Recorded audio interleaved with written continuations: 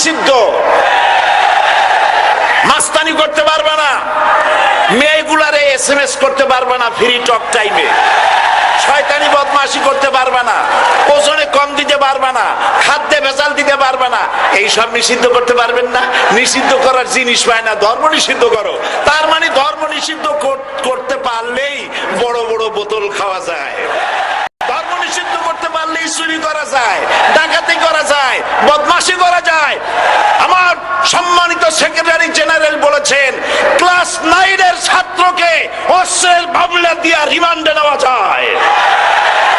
এই কাজ আপনারা বন্ধ করে দিন। আমি ছোট্ট একটি কথা বলে বক্তব্য শেষ করব। আপনারা সমস্ত 144 জারি করতেছেন, সব 144 জারি করেন কোরআনের তাফসীরের উপরে। যারা কোরআনের তাফসীরের উপরে 144 চালু করেন, আল্লাহর কাছে জবাব দিতে হবে কিয়ামতের ময়দানে। শেষ কথা বলি, বসেন বসেন।